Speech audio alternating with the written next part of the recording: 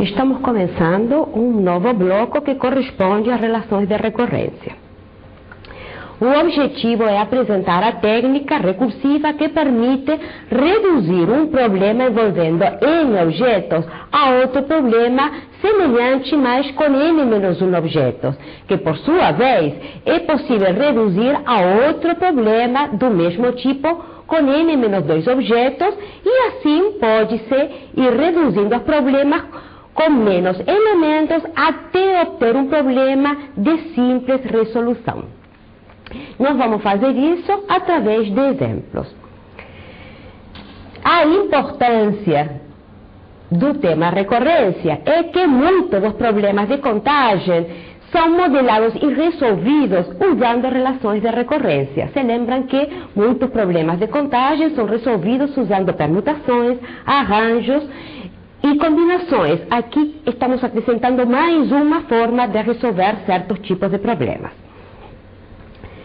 Na verdade, esse bloco consiste somente numa aula, nessa aula que tem como conteúdo a introdução, que vai ser como antes, como muitas vezes fizemos, através de um exemplo, para poder introduzir formalmente a noção de equivalência, de relação de equivalência.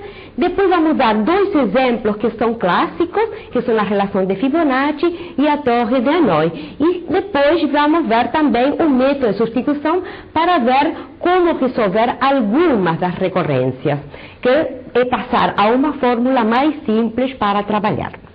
Então, vamos começar. Considere expressões de 4 elementos formadas por dígitos ou pelos símbolos das operações matemáticas, aritméticas, na verdade. Neste problema, uma expressão é válida se verifica as seguintes condições. A primeira é que o primeiro e último termo da expressão é um dígito, quer dizer, pode ser de 0, 1 a 9 e pode ser repetidos. A segunda condição é que não podem estar juntos símbolos aritméticos. Eu não admito sequências de 2 ou mais elementos que sejam símbolos. Então, o problema consiste em determinar o número de expressões válidas. Para que fique um pouco mais claro, vamos fazer uma ilustração de que significa uma expressão válida e o que é uma expressão não válida para esse problema. Então, essas primeiras são expressões válidas. Por quê? Porque começam e finalizam em um número, e naquele momento que aparece algum símbolo aritmético, aparece um só. Não aparece, poderia aparecer em outro lugar? Não poderia aparecer, porque se aparecer aqui, por exemplo, estaria finalizando com um símbolo e não poderia verificar a primeira condição. Nessas duas não são expressões válidas, justamente porque está finalizando em um símbolo que corresponde a uma operação aritmética, ou aqui que temos 2 símbolos seguidos. Também não poderia começar com um símbolo aritmético, tá certo? Então, tendo claro isso, vamos continuar. E vamos passar então à resolução. Aqui estamos representando os 4 elementos. Sabemos que o último elemento é um dígito, então já sabemos as possibilidades que temos para esse último elemento da expressão. O que acontece com os primeiros 3 elementos da expressão? Que poderia ter? Eu poderia ter aqui, a sua vez, que seja uma expressão aritmética, mas de 3 elementos, que significa uma expressão aritmética válida de 3 elementos, que significaria que tem de verificar as mesmas condições anteriores. Ou bem, aqui poderíamos ter um símbolo aritmético. Então, vamos separar justamente nessas duas possibilidades para fazer a contagem. Então, a primeira possibilidade, estou dizendo que estou supondo, então, que nesses 3 corresponde a uma expressão válida de 3. Isso que significa que tenho aqui também um número. Além daqui que já sabíamos que tínhamos um número e, portanto, esse segundo poderia ser um número, outro dígito ou também um símbolo aritmético. A outra possibilidade que eu falei é ter aqui um símbolo. Se aqui tem um símbolo, devido à segunda condição, aqui tem de ser que coisa? Um número. E aqui já sabemos que tem de ser um número pela primeira condição. Então, essa seria uma expressão válida de quanto? De tamanho 2. Então, essa é a outra possibilidade e eu tenho mais possibilidades. Então, voltamos a repetir. Ou tenho a possibilidade de ser de comprimento 3, expressão válida, ou bem uma expressão válida de comprimento 2, mais um símbolo aritmético. Então, para que fique um pouco mais claro, vamos dar nomes. Vamos chamar N4 justamente o que nós queremos, que é o número de expressões válidas de comprimento 4. Vamos chamar N3, N2, N1, a mesma ideia, ou seja, são número de expressões válidas de comprimento 3, 2 e 1, respectivamente, dados pelos subíndices. Certo? Observemos que essa é uma expressão válida de comprimento 1, que significa que somente vai ter a primeira possibilidade de ser todos iguais a 1. Então, a partir de aí, vamos ver como são as possibilidades que temos. Aparecem então o caso 1 e o caso 2. No caso 1, eu vou usar para poder determinar aqui as possibilidades, todas as combinações com um dígito no final e que tenham expressões válidas de comprimento 3, que correspondem a essas 3. O número total das expressões de comprimento 3 vamos chamar N3, como já tínhamos falado antes. E nesse outro caso, que são as duas únicas possibilidades, eu tenho cada uma de dígitos da última posição, pode ser combinada com expressões que são válidas de comprimento 2, que dão um total igual a N2, mais um símbolo matemático correspondente aqui. Então, lembrem-se o que estou usando por atrás. Eu quero fazer a contagem de expressões válidas de comprimento igual a 4, ou seja, de tamanho 4. E para isso, eu estou decompondo essas possibilidades em dois grupos que são disjuntos. E a união é o que estou querendo saber a posteriori, como usando o quê? Usando justamente o princípio aditivo. Então, não estou falando explicitamente, mas por atrás, implicitamente, estou usando esse conceito que já falamos anteriormente. Eu estou trabalhando com casos correspondentes a conjuntos que são disjuntos. Eu vou usar, e a união dele me dá todas as possibilidades, onde N4 vai ser o cardinal, e aí eu vou depois calcular o cardinal disso, mais o cardinal desse outro conjunto.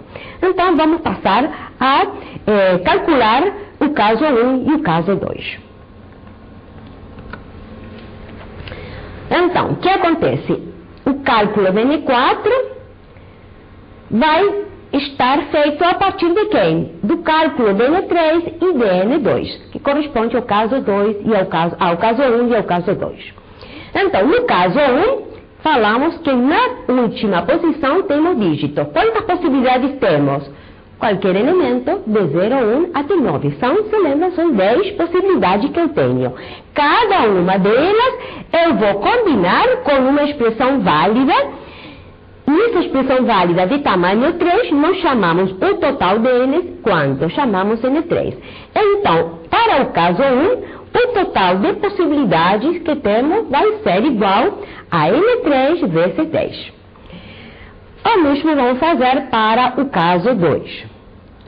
Para o caso 2, se lembra que correspondia no último sempre temos um dígito, e aqui tínhamos expressões válidas de tamanho 2, e nessa posição temos os símbolos, que são 4, então eu tenho, vale qualquer combinação desses elementos, que em total são N2, vezes qualquer símbolo, vezes qualquer dígito. E, portanto, então, o número de possibilidades dado pelo caso 2 é igual a N2 vezes 4 vezes 10. Portanto, fazendo um resumo, o nosso conjunto que nós estamos querendo saber, N4, está dada em função de quem? Do número de expressões de tamanho 3 e de número de expressões de tamanho 2. Eu tenho essa relação. Então, para calcular N4, eu preciso conhecer N3 e N2, que é o que vamos fazer a continuação. Então, retomando, eu quero calcular N3 e N2 para poder resolver o nosso problema, que não podemos esquecer, que corresponde a calcular o número de expressões de tamanho 4 que verificam aquelas duas condições. Então, tenho de calcular N3 e calcular N2. O que eu vou fazer? Eu vou repetir o mesmo tipo de raciocínio para N3 e para N2, mas vamos fazer, claro, de maneira mais rápida. Então, são expressões que falamos válidas, agora de tamanho 3. Se é uma expressão válida de tamanho 3, nós já sabíamos que começavam com um número e agora, por ser expressão válida, tem também de finalizar com um número. Portanto, no meio, a gente pode ter um símbolo matemático, aritmético ou não. Então, que possibilidade temos para essas duas posições? Pode ser uma expressão válida de extensão 2, e isso que nós chamamos o total delas é N2, ou bem pode ser uma expressão válida de extensão 1, ou seja, sempre vou ter uma expressão aqui que vai ser um número, e esse aqui ser um símbolo aritmético. Dividir exatamente o mesmo que antes. De aqui vou ter N2 vezes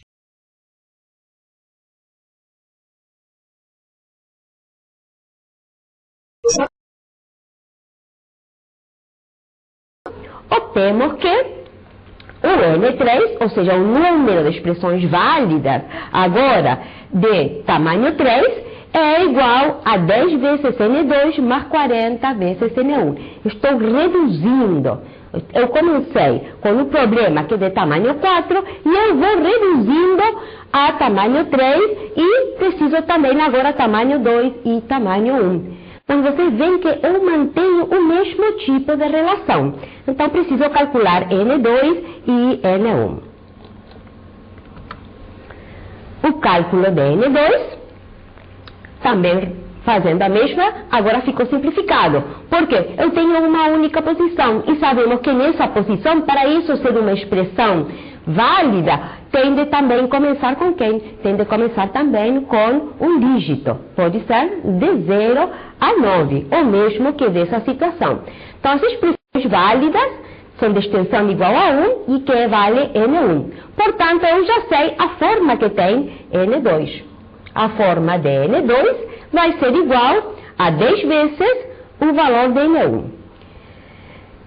E dessa maneira pareceria que aqui quebrei o tipo de relação que tinham antes. Nós vamos ver que não, que continuamos também com o mesmo tipo de relação. Como? Lembrando que eu posso definir, por exemplo, N0, o número de expressões válidas de comprimento 0. Certo? E aí é quanto? Se eu tenho comprimento 0, é porque não tenho expressão. Significa que esse número é igual a 0. Então, usando esse fato, esse artifício, eu posso redescrever o N2 agora dessa maneira, porque estou acrescentando o quê? N0 que vale 0.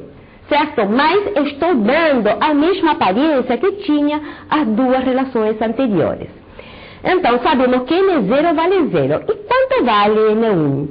N1 simplesmente são as expressões que têm um único tamanho e tem de respeitar expressão válida. Portanto, tem de começar e, portanto, finalizar com um dígito. Então, já sabemos quanto vale N1. Quanto N1 é igual a 10, exatamente. Então,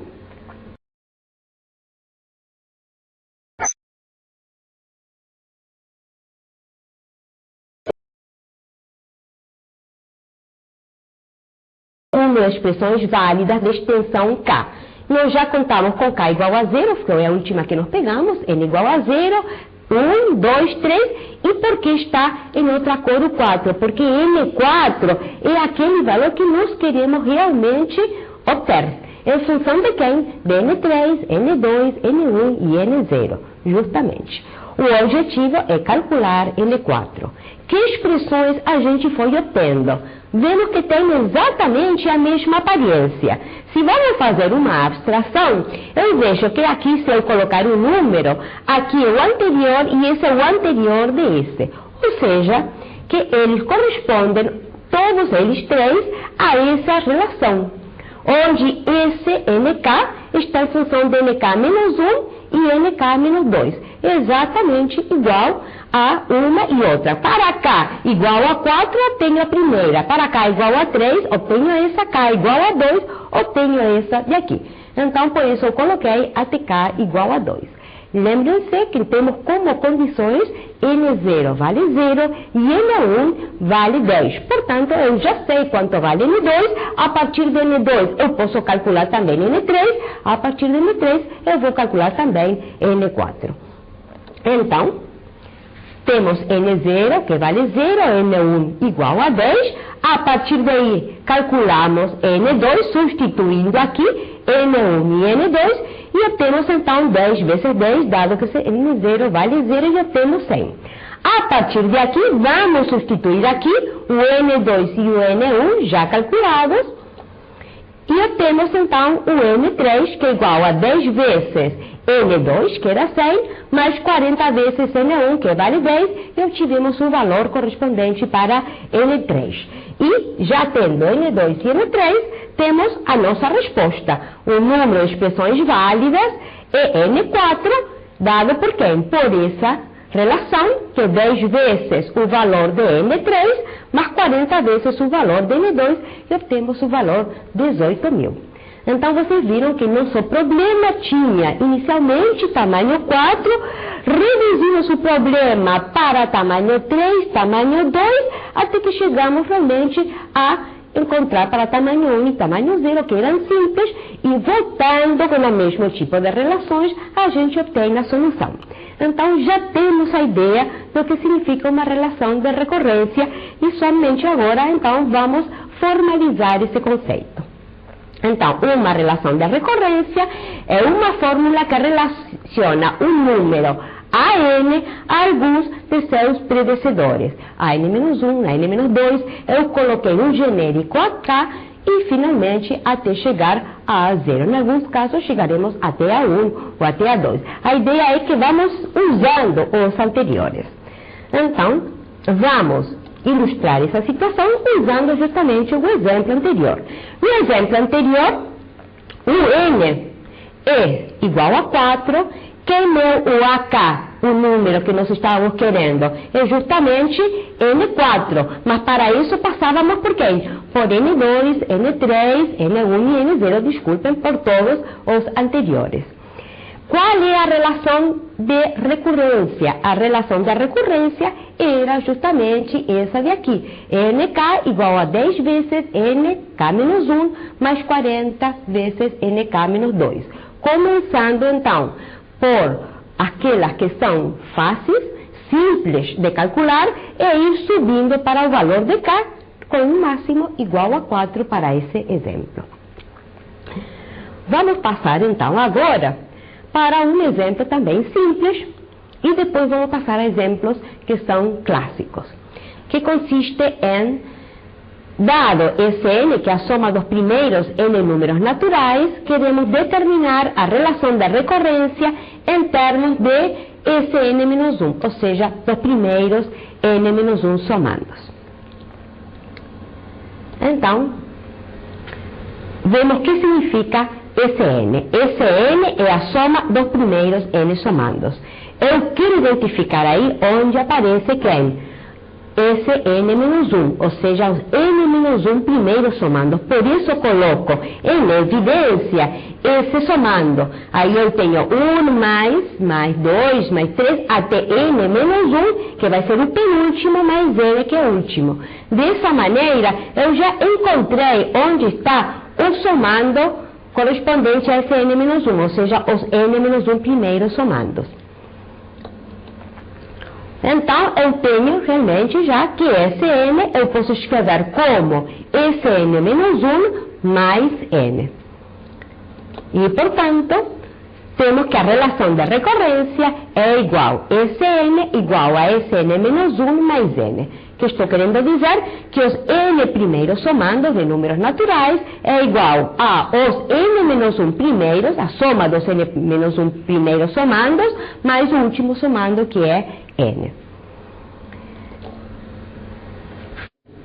A relação da recorrência é também denominada equação de diferenças. E na medida que vamos entrando na aula, vamos ver o porquê desse nome, porque se semelha bastante a equações diferenciais.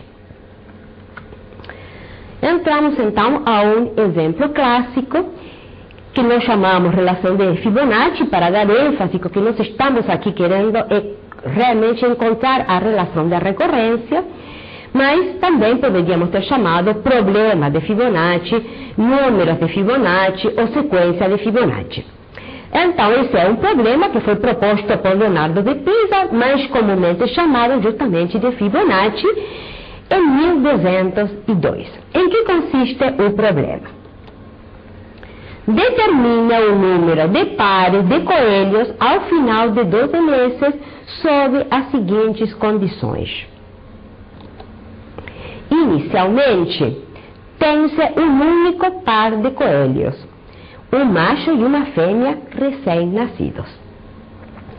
A outra condição é que todo mês cada par de coelhos, com pelo menos 2 meses, produz um novo par de coelhos de sexo oposto. Finalmente, a última condição é que nenhum coelho morre durante este processo. Então, para a resolução, vamos encontrar também uma relação de recorrência. Número de pares de coelhos no final do mês N estamos representando com Fn. E nós queremos então calcular F12, certo? E vamos então colocar as relações de recorrência. Então vamos ver como iniciamos esse processo. Então, temos o início do processo, eu estou chamando P0 a aquele primeiro par de coelhos que temos, aquele casal de coelhos eu chamei P0.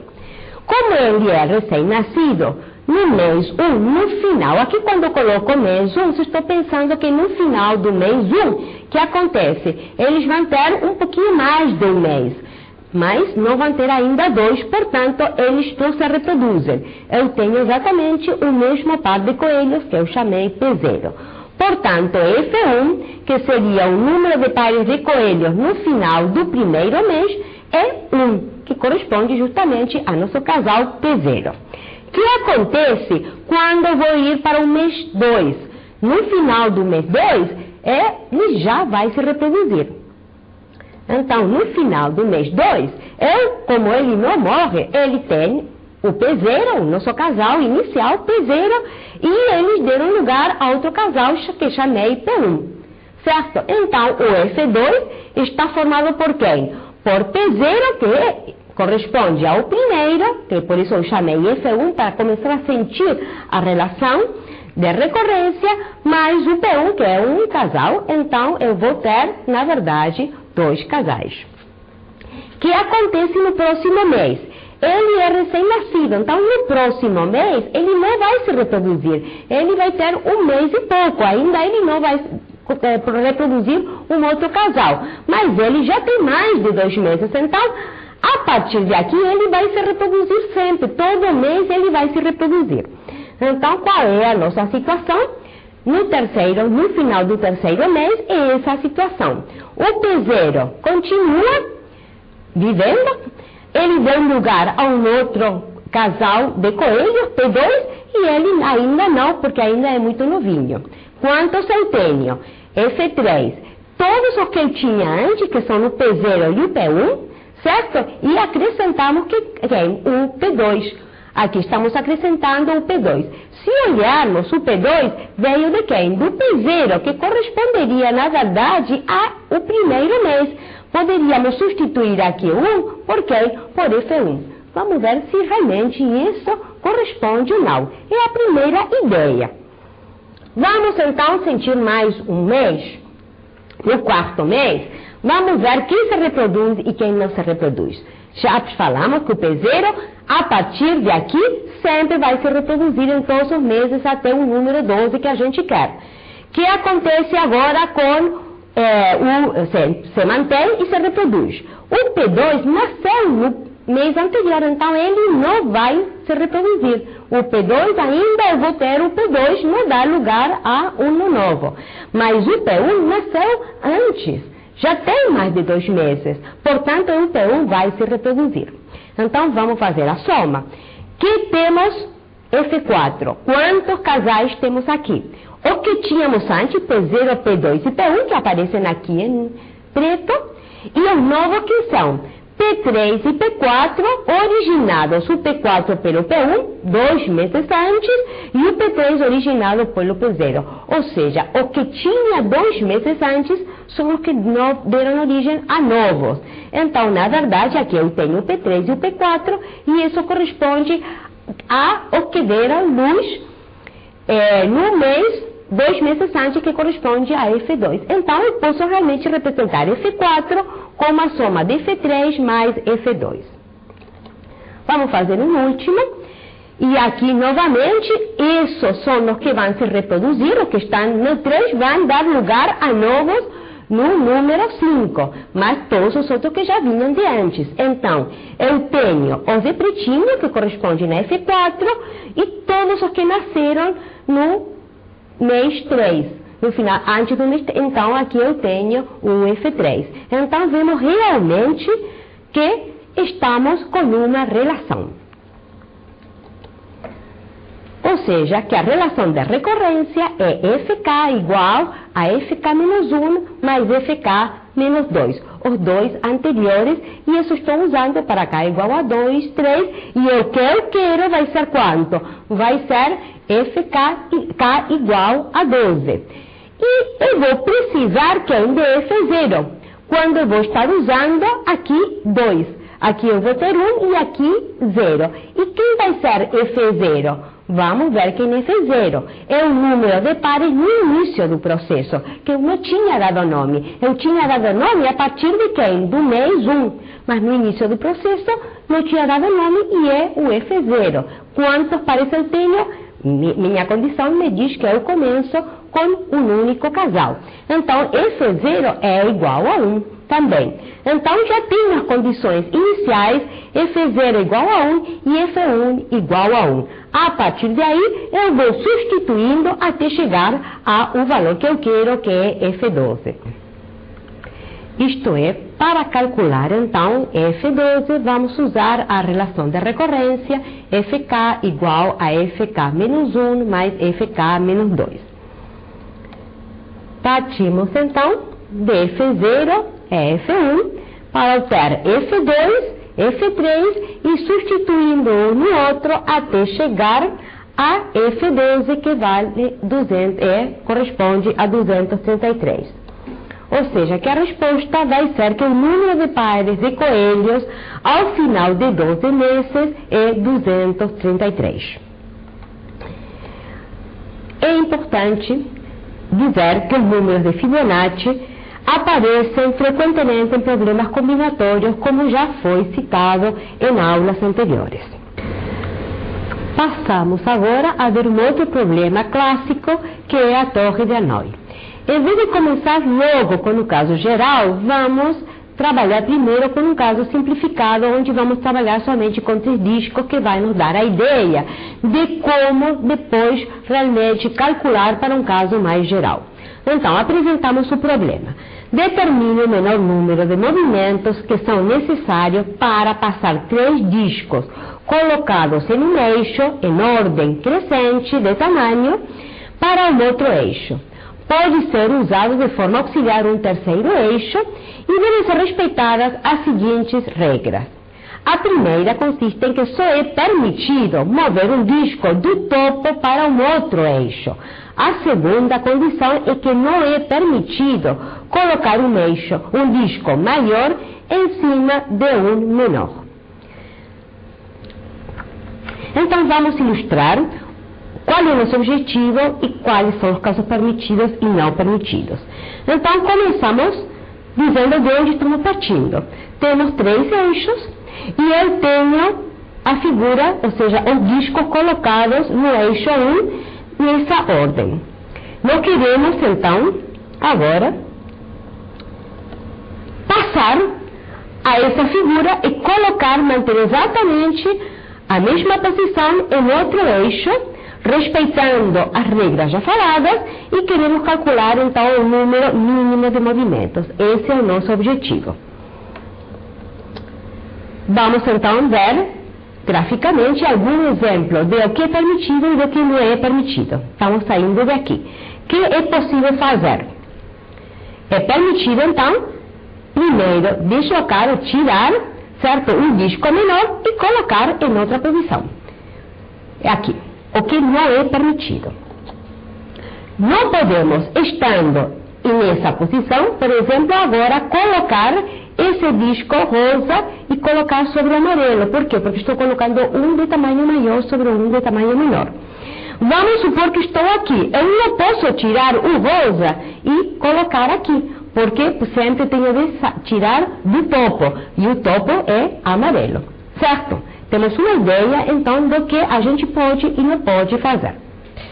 Então, vamos passar a fazer cada um dos passos e vamos contar, e nesse caso, a quantidade de passos que eu preciso fazer para passar, então, de um eixo a outro eixo, respeitando aquelas regras enunciadas anteriormente. Então, vamos pensar, antes de ver graficamente. Eu tenho uma única possibilidade. Eu sempre tenho de tirar do topo. A única possibilidade é tirar, então, o menor do topo, que é o amarelo. Passar para o 2 ou para o 3. Escolhemos um dos dois. Então, aí eu tenho o primeiro movimento. Eu passei, então, para o 2. Qual é o segundo movimento? Vamos pensar. Eu não posso passar o rosa para aqui. Passar o amarelo de 2 para 3 seria um movimento a mais, não seria necessário fazer. Então, o que eu posso fazer? Vamos pensar juntos? Tem uma única possibilidade. Qual é? É tirar daqui agora do topo, que é o cor de rosa, e passar para quem? Para o 3, eu não posso colocar sobre o 2. Então, aí, eu tenho mais um movimento. Então, vou juntando, somando os movimentos. Um movimento agora é o segundo movimento. Qual vai ser o terceiro? Vamos dar uma olhada. E a situação aqui parece complicada. O que acontece? Eu tenho de tirar o verde. Mas o verde é um disco maior. Não posso nem colocar aqui nem aqui. Qual é a situação? Eu tenho de deixar agora um eixo livre. E eu como libero? Colocando um menor sobre o do meio. Então, esse vai ser o meu próximo movimento e vai ser o número 3. Então, coloquei esses dois aqui. Agora sim, ficou livre o eixo e eu posso passar o disco maior para o eixo 2. Esse vai ser o nosso quarto movimento. Uma vez que eu tenho essa situação, se lembram o desenho que tínhamos, né? Aonde a gente quer chegar. Eu quero chegar a colocar exatamente esses 3, então, nessa posição. Eu posso, então, tirar o amarelo e colocar aqui.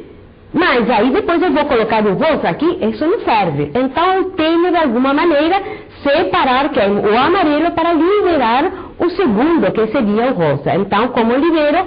Colocando o menor disco para o passo 1.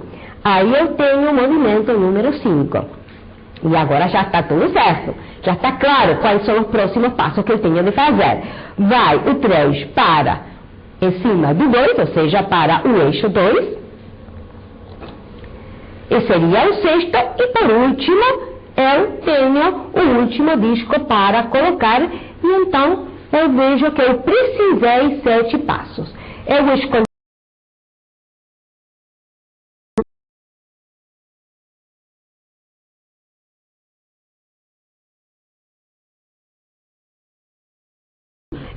forma que eu tenho inicialmente em um outro eixo, respeitando as regras.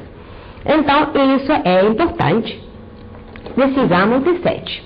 movimentos. O menor número de movimentos para passar 3 discos de um eixo a outro seguindo as regras é 7. Eu digo para vocês, tentem fazer de outra maneira, a ver se vocês conseguem realmente uma maneira diferente. Mas fomos vendo as possibilidades e realmente achamos que não tinha uma possibilidade que essa. Esses são os mínimos passos que a gente conseguiu. Agora, eu gostaria aqui de fazer uma releitura primeiro oral e depois vamos refazer mais formalmente na outra transparência dos movimentos que a gente fez. Porque esse tipo de raciocínio que nós fizemos aqui, essa ordem, é a ordem que a gente precisa seguir quando estamos trabalhando com um número qualquer de discos. Qual foi a ordem? Observemos aqui, essa é a nossa saída. Eu tinha 3. Primeiro de tudo foi que trabalhamos com esses 2 primeiros discos. Se olharmos aqui, esses 2 primeiros discos, onde eu encontro? Eu encontro aqui, depois de 3 passos, certo? Então, quando eu movimento, eu posso dizer que quando eu movimento 2 discos de um eixo para um outro eixo, diferente, respeitando as regras, eu estou usando 3 passos. Lembre-se, porque vamos usar isso depois. E isso que me permitiu? Isso me permitiu liberar justamente um eixo para colocar justamente depois um maior. E isso vamos usar a posteriori. Então, eu preciso um passo agora para passar o maior de um eixo para o outro eixo. É um único passo. Fazendo isso, que eu preciso, a partir de aqui, recolocar quem? Recolocar justamente os últimos 2 discos. Quantos passos eu vou precisar? O mesmo que eu precisei aqui, ou seja, 3 passos. Essa é a releitura oral e agora vamos ver isso escrito. Porque é importante, porque é isso que nós vamos usar realmente no caso geral. Então, vamos chamar TK o número mínimo de movimentos que são necessários para passar K discos de um eixo a outro nas condições do problema. K igual a 2 é igual a 3. Se lembram, K igual a 3 é o meu problema e K igual a 2 são quando estou trabalhando com os 2 primeiros discos. Então, vou fazer uma leitura do cálculo de 3. E é um algoritmo, justamente, que está por atrás. Eu fui fazendo cada um dos passos e agora vamos ver isso em forma de algoritmo. Então, vamos ver qual é o passo 1. O passo 1 consiste em mover os 2 primeiros discos, de cima para baixo, do primeiro ao terceiro eixo, e onde K é igual a 3, e no nosso caso agora, os primeiros K menos um disco correspondem a 2. Isso é o que a gente fez, passamos esses 2 primeiros discos para aqui. Quantos movimentos a gente fez? T2 igual a 3. Agora, vamos ao segundo passo. Com isso que fizemos, liberamos um eixo. Então, vamos mover, no segundo passo, um disco maior do primeiro para o terceiro, para o segundo eixo. E isso requer somente um passo. Isso sempre vai acontecer, liberar um eixo para colocar sempre o tamanho maior. Finalmente, temos de mover os 2 discos do terceiro eixo para o segundo eixo. Esses seriam os últimos movimentos, estavam aqui e eu tinha de colocar sobre esse de aqui. Quantos passos foram dados? Se lembram que eu falei para vocês e nós vimos quantos eram dados 3 passos que correspondem justamente o T2, certo? Então, se agora a gente usa esse algoritmo para poder, de alguma maneira, encontrar a relação de recorrência, que justamente é usando, estamos trabalhando com 3 discos, e eu quero relacionar com discos anteriores, ou seja, com o T2. O que encontramos nós? Que o T3, ou seja, um mínimo para movimentar esses 3 discos de um eixo para o outro, o primeiro passo foi T2. No segundo passo, calculamos um único movimento, que era o disco maior, e no terceiro passo, novamente, passamos os dois discos sobre um maior. Estávamos com T2 novamente, cada um deles era 3, se lembram? Mas eu posso, tenho aqui repetido, tanto passo 1 como passo 3 é um número, a mesma quantidade de movimentos que eu preciso, corresponde a 2 vezes T2 mais 1. T2 era igual a 3 e temos igual a 7, que é exatamente o que a gente obteve. Só que no primeiro a gente foi fazendo passos. E aqui eu recuperei exatamente que a relação, e isso é importante justamente para depois generalizar. Eu tenho essa relação de equivalência, da recorrência. T3 é igual a 2 vezes T2 mais 1. Poderia agora substituir o 3 por K e 2 por Q por K menos 1, e eu teria então uma relação de recorrência para uma quantidade qualquer de discos. Apresentamos agora o caso geral. No caso geral, temos o mesmo enunciado, onde vamos substituir então 3 por um N genérico. Isso que significa? Vamos determinar o menor número de movimentos que são necessários para passar N discos colocados em um eixo em ordem crescente de tamanho de cima para baixo para um outro eixo. Pode ser usado de forma auxiliar um terceiro eixo e devem ser respeitadas as seguintes regras. Então, a primeira consiste em que só é permitido mover um disco do topo para um outro eixo. A segunda regra é que não é permitido colocar um disco maior por cima ou em cima de um menor. Vamos usar a mesma notação usada no caso simplificado, onde chamávamos de TK o número mínimo de movimentos necessários para passar K discos de um eixo a outro eixo, sempre respeitando as condições do problema. Onde K, evidentemente, vai variar de 1 até N, onde N é justamente o número de discos genéricos. Vamos passar então para a resolução, e na resolução usamos o mesmo algoritmo que usamos no exemplo anterior simplificado, agora de maneira recursiva. Então, primeiro passo, se lembra que correspondia a mover os primeiros N-1 discos do topo do primeiro eixo para o terceiro eixo. É o que a gente fez antes, certo? Quando tínhamos N igual a 3 e correspondia a 2. É feito recursivamente, e aqui, como eu estou passando N-1 discos, quantos movimentos vou fazer? Eu vou ter Tn-1 movimentos. Se lembra que no exemplo anterior tínhamos T2 movimentos. No passo 2, consiste em que eu liberei, então, um eixo, e consiste em mover o disco maior do primeiro eixo para o segundo eixo. Quantos movimentos eu faço? É um, simplesmente passar de um eixo para outro o disco maior. Quando estou no passo 3, eu tenho a mesma situação que no passo 1, só que colocados em um outro eixo. Tenho de mudar novamente N-1 discos do terceiro eixo para o segundo, para reencontrar justamente com um disco maior. Quantos passos eu preciso para fazer? Como feito aqui, eu preciso ter N-1 movimentos para passar justamente esses N-1 discos, sempre seguindo as condições do problema. Então, a resposta que temos é que, a partir do algoritmo, obtemos que o número de movimentos necessários para resolver a torre de Hanoi está dado pela relação de recorrência Tn igual a 2Tn menos 1 mais 1, com a condição inicial T1 igual a 1.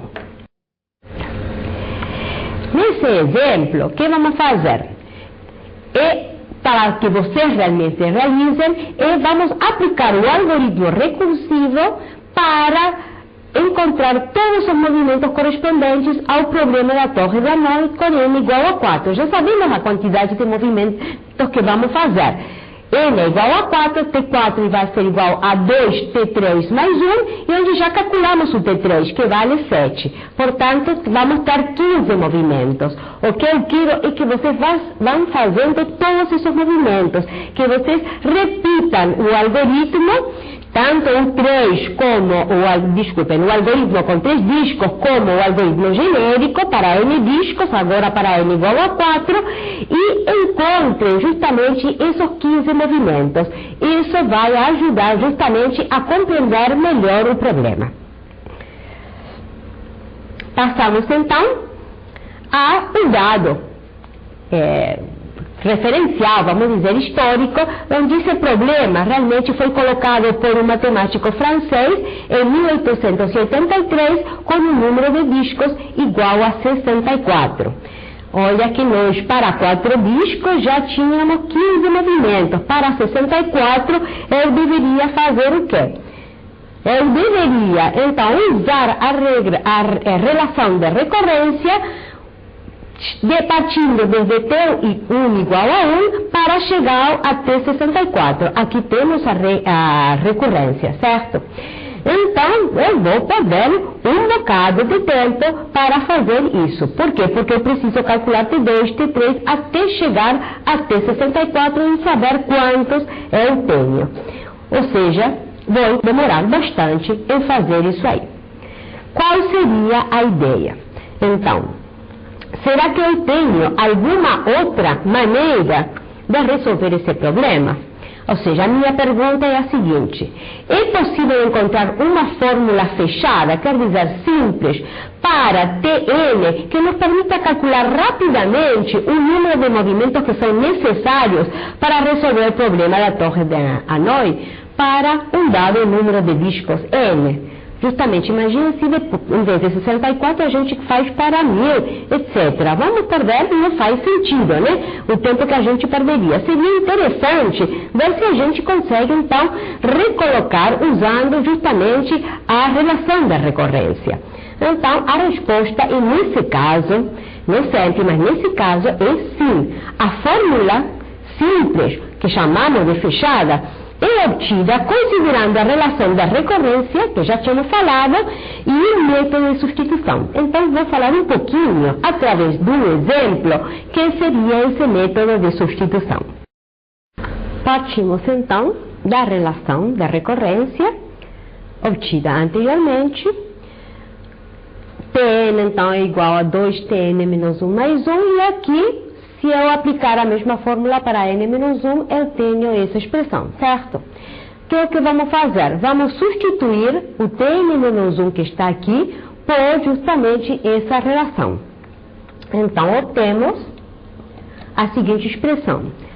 No lugar de Tn menos 1, aqui estamos colocando o correspondente, certo? A relação de recorrência usada agora para n menos 1. Fazendo a continha, fazendo a distribuição, eu encontro então essa expressão. Eu deixo essa expressão, por quê? Porque eu quero encontrar a forma que ela tem. Agora o que eu vou fazer? Repetir a mesma ideia substituindo Tn-2. Quem é Tn-2? Usando a relação da recorrência, eu tenho isso, substituo aqui, fazendo as continhas, eu chego a isso. Assim eu vou repetindo, chego a um N menos K genérico, esse é um genérico, vou voltar então agora a substituir Tn menos K, usando quem? A relação da recorrência para Tn menos K, em função de quem? De Tn menos K menos 1. Até eu chegar à condição inicial, que era T1. Para chegar a 1, N menos K igual a 1, quanto tem de ser o K? O K tem de ser igual, então, a quanto? A N menos 1. Substituindo aqui o K por N menos 1, obtemos exatamente essa expressão. Eu sigo exatamente a ideia. Se aqui eu tenho N menos K igual a 1, quem é aqui? Vai o K menos 1, então seria N menos 2, e assim ele vai descendo até 1. Quanto irá o T1, sabemos que é igual a 1. Portanto, qual é a expressão que temos?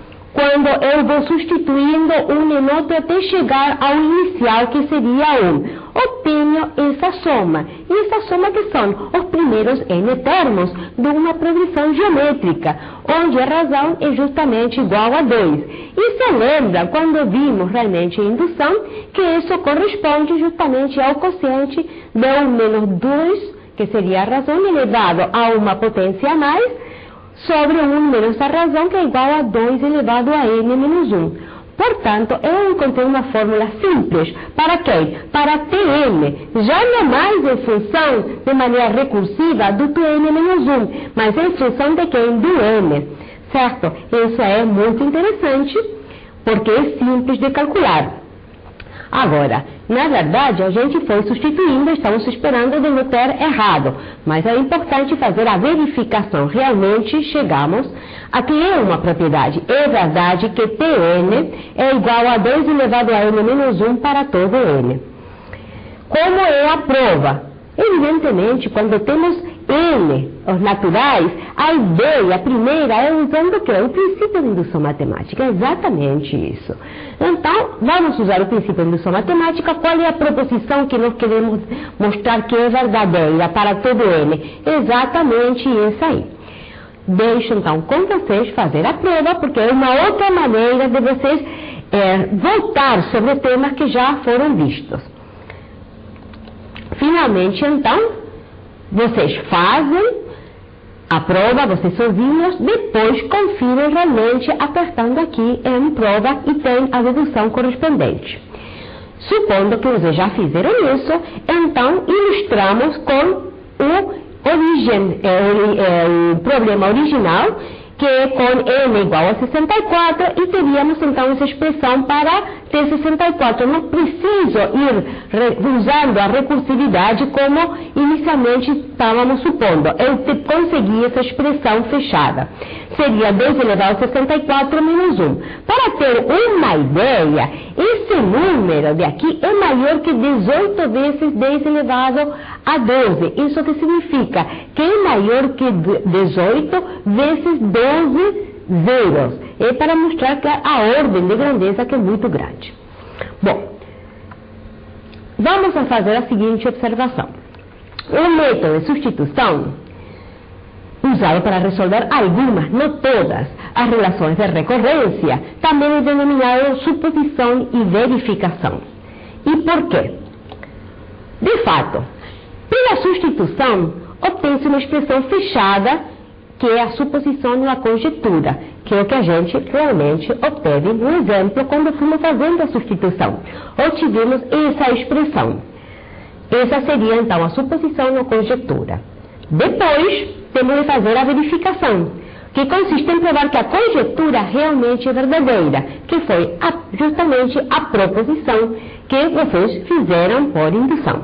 Certo? Então, é por isso o nome de substituição, que também é chamado, então, suposição e verificação. Vamos, então, usar o método de substituição para resolver esse problema, que é um exemplo, então, também clássico de os ovais. São desenhados no plano N ovais, verificando as seguintes condições. Na primeira, temos que dois ovais se intersectam em exatamente 2 pontos. A segunda nos diz, a segunda condição, que 3 ovais não se intersectam no mesmo ponto. Então, queremos saber em quantas regiões esses ovais dividem o plano. Vamos fazer uma ilustração dessa situação. Coloquei 3 exemplos. Um oval, 2 ovais e 3 ovais. O meu oval não tem nenhum problema. Aqui eu coloquei, seguindo justamente a primeira condição, se intersecam somente em 2 pontos, e na terceira dá para sentir o que acontece com o B. Só se intersecam 2 a 2 em 2 pontos. Não tenho nenhum que se intersecte simultaneamente nos 3. Então, vamos ver em quantas regiões esses ovais estão dividindo o plano. No primeiro caso, essa é uma região e aqui eu tenho outra região, com n igual a 1. É um oval. Vamos ver no caso n igual a 2, quantas regiões eu tenho. A região externa, que é a 1, 2, 3 e 4. O que acontece é com N igual a 3. A região externa, 2, 3, 4, 5, 6, 7 e a interseção de todos, que corresponde a 8. Sempre, então, o 8 não se reduz a um ponto. Vamos chamar acá o número de regiões em que o plano é dividido por K ovais. Ou seja, que nós vamos querer saber, então, a N. Mas, justamente, o AK vai estar colocado em termos de os anteriores. Ou seja, por uma relação de recorrência. Essa é a relação de recorrência, eu estou passando para vocês e vamos colocar como exercício para vocês encontrarem essa relação de recorrência.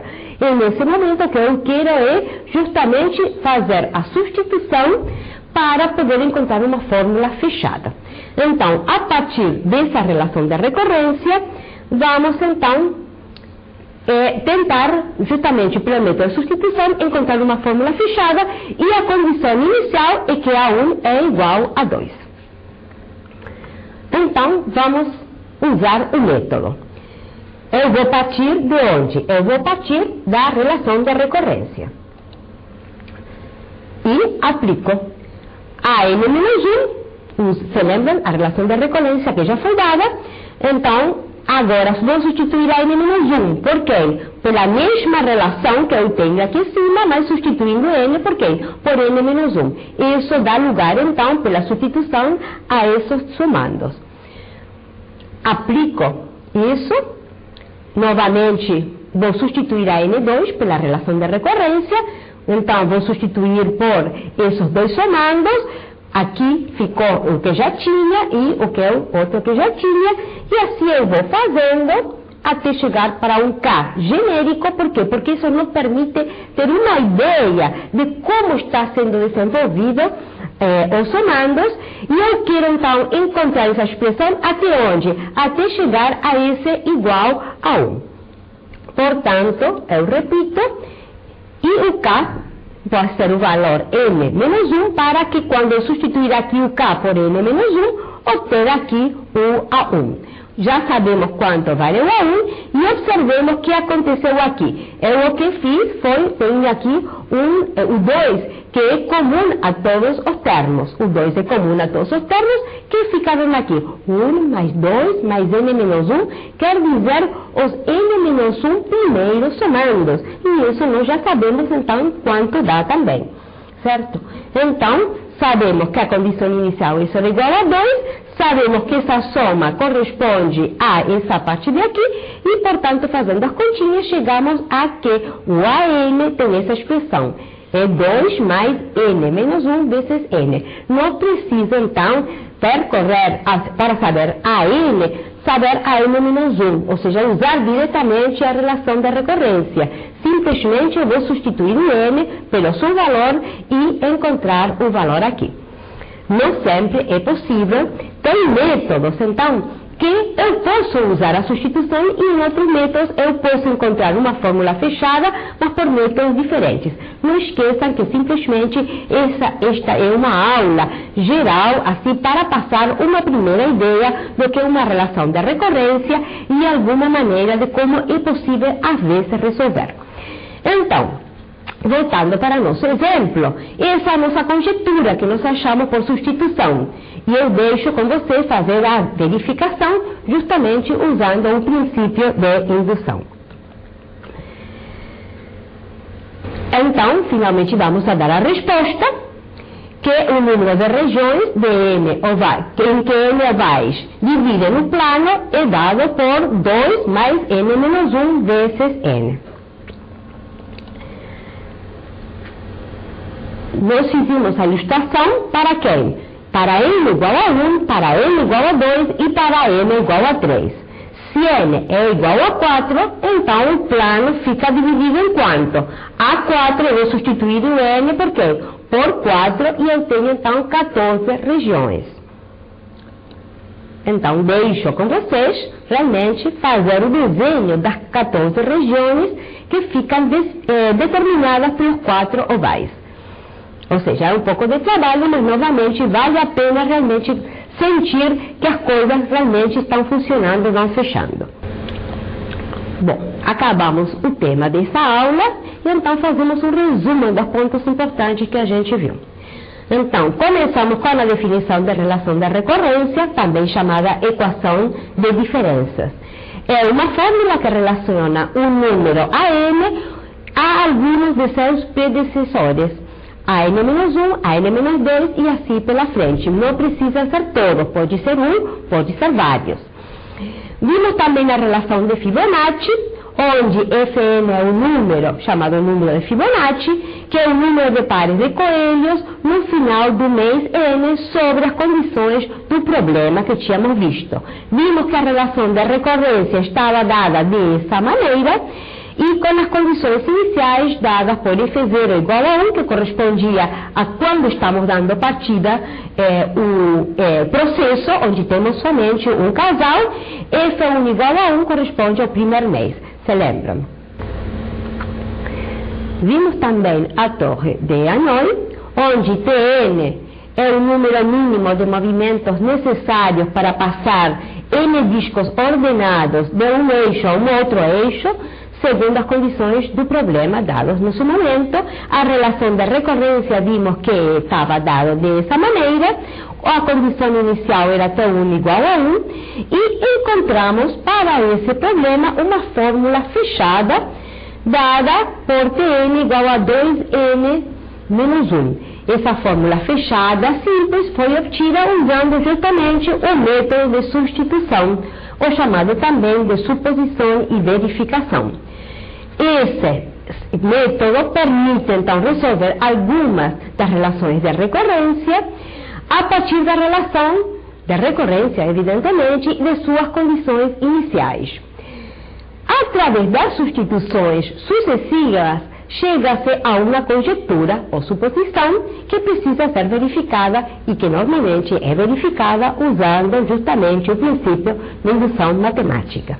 Então, por isso, fechamos esse conceito de relação de recorrência. Até a próxima aula.